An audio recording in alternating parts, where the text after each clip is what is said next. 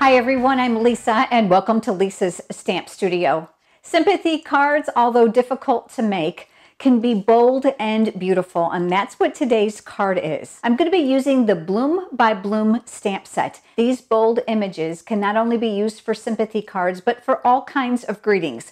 Here's the card we're going to be creating today, and I've got a lot of tips to share with you along the way, including the greetings that I'll be using on this stamp set. If this is your first time visiting me here on YouTube, I would love to encourage you to subscribe to my channel. Go ahead and click the subscribe button down below, and be sure to click the small bell icon that's next to it. That will ensure that you receive notifications of when I'm live here on YouTube, as well as when I upload a new video. Let's head over to the stamp table and let's get started on today's card. Here's a good close-up of the card we're going to be creating together today. Isn't it pretty and so simple? This is definitely one of those cards you can make a bunch of. Simply change up the sentiment and you'll have a greeting card for all different occasions. I'm going to start with a piece of Whisper White cardstock. All the cutting dimensions are down below in the video description if you are here from YouTube. It's going to make it really easy for you so you don't have to write them down while you're watching. I've also linked all the supplies down there for you. The Bloom by Bloom stamp set is a very bold floral stamp set, and you're going to notice that there are no greetings in this stamp set. As versatile as this is, you're going to have to add greetings from your own artillery, or you can add what I'm going to use today, and I can't wait to share that set with you. Let's start by doing our stamping. I have chosen soft sea foam as the green I'm going to be using on this card. I simply chose this color as it coordinates with the designer series paper. I've mounted the large stem that comes from the stamp set, and I'm going to go ahead and I'm going to ink that up. Whenever you have a large stamp like this one, you have a couple choices. You can ink it up this way, or if it's easier for you, you can turn it face up on your table and ink it up this way. This will ensure that you don't miss a spot. I'm going to go ahead and I'm going to tip this a little bit, and I'm going to stamp that right here in the lower right hand corner of that cardstock. I'm going to switch over to the lovely lipstick ink pad. Again, this is one of the coordinating colors in the designer series paper. I've pulled out that large bloom from the stamp set. You'll see that the photopolymer does turn colors once it's been stamped in a darker shade. This does not affect the stamp, and it will stamp great in other colors. Just make sure you clean your stamp off and you never store it dirty. I'll go ahead and now ink that up, and I'm going to stamp that bloom right here on top of that stem. Now, while I have that color out, I'm going to bring in a scrap piece of Whisper White cardstock. And I've pulled out that exact same image, but this is the smaller version of it. I'm going to ink that up once again, and I'll stamp that here. I'm going to push that aside for right now, and I'm going to bring in a scrap of Whisper White cardstock. This actually came from the leftover piece here that I cut off. So save those small scraps. They're really great for your greetings. The sympathy greeting that I chose came from one of my very favorite greeting stamp sets, and it's called Itty Bitty Greetings. And you can see how large and abundant it is. There are greetings in here for everything, from Christmas to birthday to anniversary, sympathy. They can be used both on the inside and the outside of your cards. I've chosen with Love and Sympathy, and I'll go ahead and I'll ink that up as well. And I'm going to stamp that here on that white cardstock. I'm going to leave a little bit of room here on the left-hand side. I want to create a banner tip on this piece of paper, and my favorite way to do that is using the tailored tag punch. If I flip that over, you're going to see that this point right here at the top is going to make a perfect banner tip. And look how wide that tip can be. I'm going to go ahead and take my cardstock and I'm going to slide it in from the top. And you can see I'm going to slide it down a little bit to kind of see where my words are. And then I'm going to back it up, and then I'm going to line it up where I want it. I'm concentrating the best I can on putting that point in the middle of the cardstock. And then when I'm happy with it, I'll go ahead and punch out, and that'll give us that perfect banner tip. Remember that small flower? Well, I'm going to go ahead and I'm going to cut this. There are no framelits for this specific stamp set, but it's really simple to do. Now, I'm going to give you a tip about cutting. When you cut around an image, leave a little bit of white cardstock or vanilla cardstock, depending on what you're using, around those edges. That's going to help not to distort the image when you go ahead and place it on your cardstock. My next step is going to be the designer series paper. This comes from the package called All My Love. I love the floral images, and of course, like almost all the designer series papers with Stampin' Up, they are double-sided. One side has a very specific theme to the theme of the paper. The other side is definitely more of an all-occasion paper so that you can use it all year round. Since this is a very narrow strip of designer paper, I'm going to bring in my silicone craft sheet. This is one of my very favorite tools in my stamp room. It's going to keep my work surface sticky free because sometimes I get a little zealous when I'm putting adhesive on the back side. I've got my snail adhesive here, and I'm going to go ahead and add a little adhesive along these edges.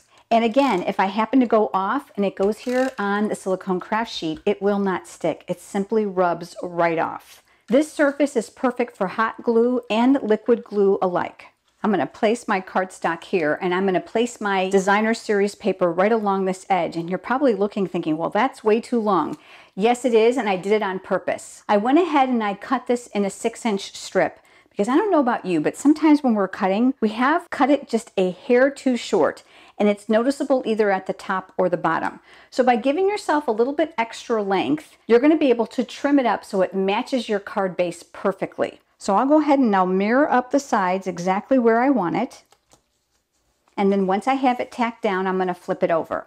And I'm going to trim from the back, and I'm going to use this white cardstock as a guide to cut away the excess. I keep a pair of scissors here in my stamp studio that have a red ribbon on the handle. This is a reminder to me that I can go ahead and use them on projects that have adhesive on them. So I don't want to gunk up my good ones. So I'm going to come up here and I'm going to cut right along that edge. I'm going to go ahead and turn this, and I'll do the same thing on this side.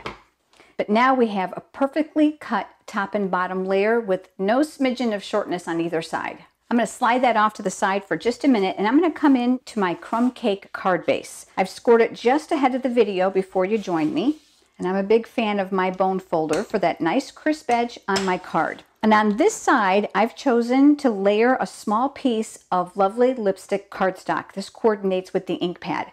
This is the one great thing about Stampin' Up! Products is the color coordination. The ink coordinates with the paper and the marker and the accessories and the designer series paper, which makes matching a breeze. I'm going to do the same thing, but this time I'm going to leave a little bit of a margin here along the end.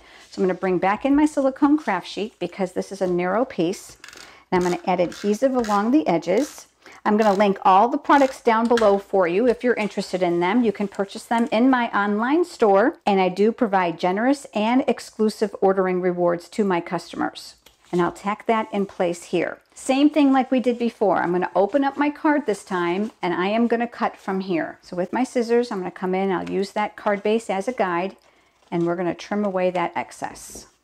Let's go ahead now and let's mount our image. And I chose to do that with dimensionals. So I'm going to go ahead and flip that over, and I'm going to use my dimensionals. These are double-sided pre-cut pieces of foam tape. And this great shape allows you lots of straight edges so that you can balance them up to the edge flush if you want to. I'm going to be very generous with this. I'm aware that I'm going to be mailing this, and the postage machine has rollers in it. So I want to make sure my card is well balanced so that it doesn't come out uneven on the other side. And I'll go ahead and remove those paper backings. As a tip for you, if you're having trouble getting those backings off, which I often do because I keep my fingernails short, take your fingernail and press it in the center of the dimensional. And that's going to help lift that outside paper edge, making it easier for you to get those off. This now is going to get mounted here, and I'm looking to leave about the same border of color all the way around of my card base. Remember that pre-cut flower, that smaller one? Well, let's go ahead and flip that over, and we're going to use dimensionals again. I think I can squeeze 2 of them in here to make sure it's good and balanced, and then we'll take off those paper backings as well. This now is going to get mounted here near the bottom, close to the stem, to give us that really pretty 3D look. The greeting that we stamped is now going to get added to our card. Now I'm going to add that all the way here to the left bottom side of my card base. And I chose to use dimensionals again, so we'll go ahead and flip that over. And I've got my dimensionals here. Remember how I told you one end is straight? Well, that's going to come in really handy right now when we're working with a 1/2 inch strip of paper. These dimensionals are just under a 1/2 inch, so they fit perfectly. And then I'll take off those paper backings. And I'm going to take this and I'm going to adhere it near the bottom. Now I'm going to work a little bit here in the corner to add in an accessory. I chose to use one of the buttons from the True Gentleman button assortment. And I want to show you these. These are really fun. There's 3 different styles in here. You have this darker, larger button that has 2 tones, and the other side is solid. We have the one we're going to be using today, and there's also an even smaller one that's a darker brown. Although they're called the True Gentleman buttons, I have loved them for all my projects. I'm going to take this button and I'm going to adhere it to this side. And the easiest way for me to do that is with a glue dot. So I'm going to come in here on that raw end and I'm going to reveal one of the glue dots. That might be difficult for you to see here in the video since they're clear. And I'll press that in place. And that's going to pick up the glue dot on the back side of my button. And then I'm going to tack that down here on the left side of my banner. And I want to add a bow there. So I pulled out the white flax ribbon, and you can look at this and see that there's strands missing. So what I did is I literally pulled out just one piece. And I like this because it's a little bit thicker than linen thread, and it's definitely thicker than baker's twine. So I'm going to go ahead and I'm going to make a bow, and this is going to be a lot more than what I need. And I'm going to come down here and I'm going to cut away some of the excess at the bottom. This bow is going to get adhered here. There's a couple ways you can do it. I have found that a glue dot is just too big, and no matter how much I try to scrunch it to the back, I had trouble. So I'm going to bring in my multi-purpose liquid glue. This glue is very, very strong, so you're going to want to use it sparingly. I like to get it started here in my silicone craft sheet. And as I explained to you, so I'm going to take what's here and I'm going to make a small little dab right between those buttonholes. I'm going to take that bow and that center knot's going to go right on top of there, and I'm just going to press that in place. Now I'll hold it there for just a few seconds so that the glue can slightly adhere to that knot, and then it'll dry in under a minute. Now while it's drying, I'm going to go ahead and I'm going to add some more embellishments. I'm going to add some pearls up here to help use up some of that white space and give this card a little bit more touch of elegance. Now the pearls come very abundant, and you can see that I'm a big fan of these. I've got quite a few of them missing already. They already have glue dots on the back, which makes them really easy to use. But I find the easiest way to pick them up is using my Take Your Pick pickup tool. I absolutely love this tool. This end has a putty tip, which is going to make it really easy for you to pick up small pieces of paper, including sequins. It does come with a protective cap. It also comes with a putty refill, so this just gets unscrewed when it's all gone and you put the new one in. On this end, again, another protective cap, and there are interchangeable tips that can go on here. Do you see the dial mechanism? This can be dialed and removed, and this little spatula is probably one of my best kept secrets. Whenever I've got a mistake and I need to come up underneath those dimensionals to loosen them or remove them, this is what does the trick. To clean this, you can go ahead and use citrus-based Goo Gone. You can find that in any store. And this will go back in, and then you can just dial it closed. This end is the paper piercing tool, which is what I like to use to help me pick these up. It also comes with a dual-sided stylus tool. And I'm going to start with my medium-sized ones, which are here near the bottom. And I'm going to place my first one here, and I'll place a smaller one here.